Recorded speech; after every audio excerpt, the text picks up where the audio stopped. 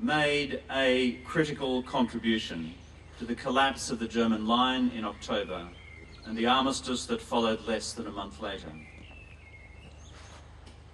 General Ludendorff, Supreme German Commander, later described this offensive of 8 August as, and I quote him, the black day of the German army in the history of the war, noting specifically in his dispatch the contribution of the Australian and the Canadian divisions.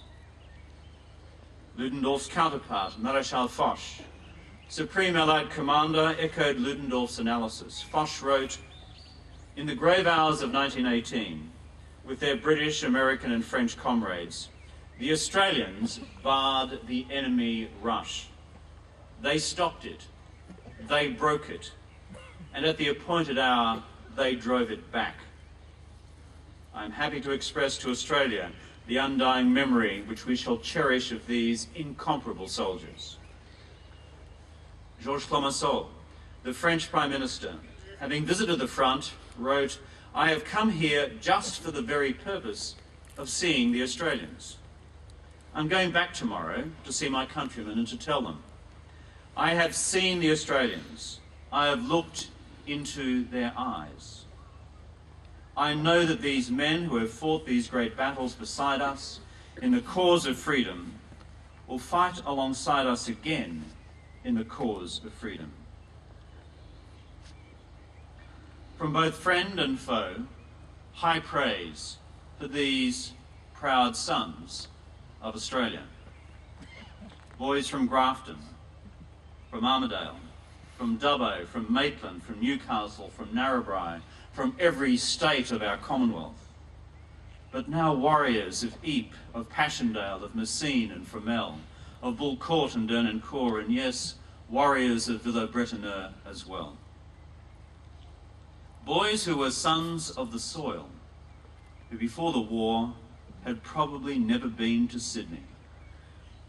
Boys with unpretentious names like Bill and Bert, like Bobby and Doug, like Charlie and Mick, boys who are full of life, but boys who were now battle-hardened men, who would never be the same again, because of what they had done and because of what they had seen.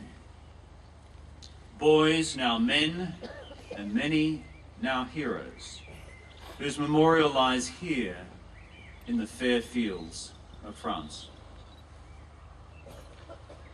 The cost of all this, quite literally, almost bled our fledgling nation dry. Our population then was just under 5 million.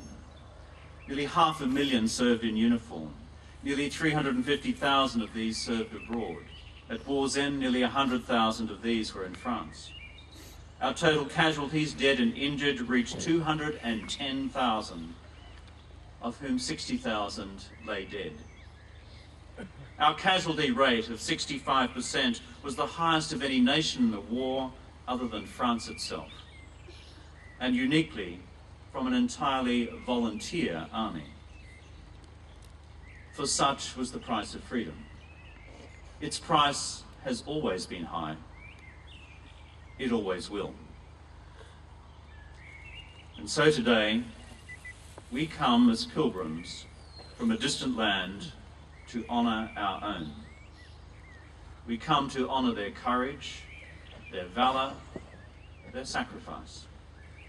We come to honour their values for which they fought, for freedom, for a fair go for all, values which we hold to be true for all humankind, not just for some.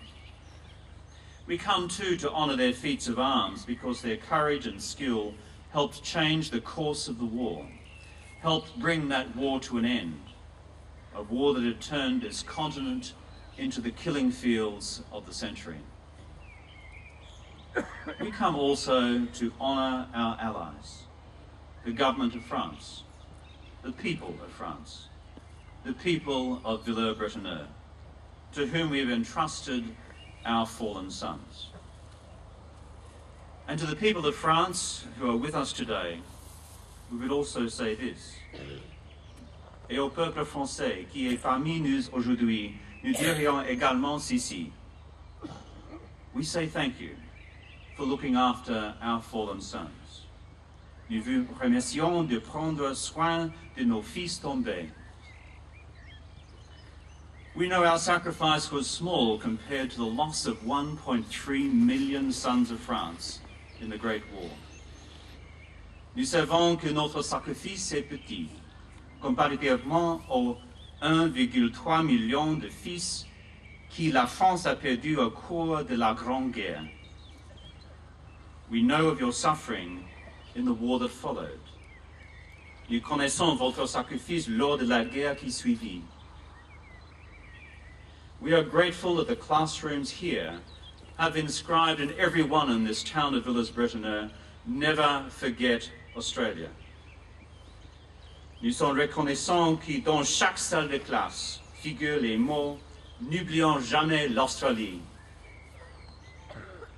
Let me also say for Australia, given the great sacrifices of 2 world wars on her soil within the last 100 years, Australia will never forget France.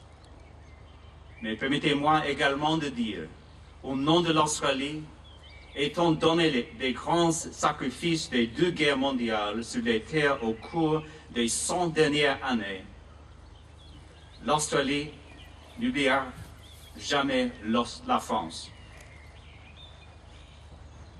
Finally, we come here to honor the families of the fallen. To those of you who make your first pilgrimage here, who ask yourselves the question, what would their lives have been like had they lived? To share your pride in the feats of the fallen, to share your sadness in young lives cut short and families changed forever. Be proud of them, each and every one of them, that they are Australian heroes. This year, unusually, Anzac Day falls on Easter Monday. Yesterday, Easter Sunday, together with others in the Australian Party, I attended church in Amiens to celebrate Easter Day. There I came across the words of the Bishop of Amiens more than 90 years ago.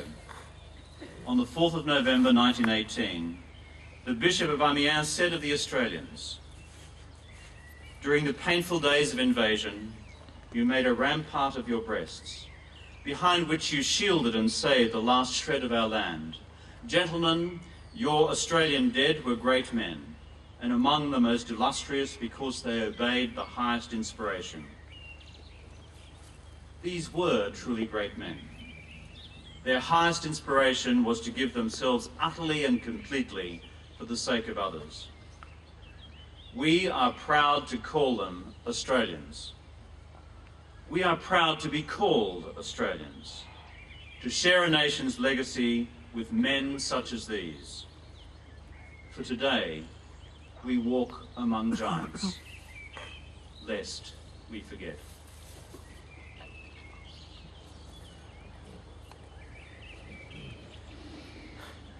Thank you, Minister. Ladies and gentlemen, please now stand for the singing of the hymn.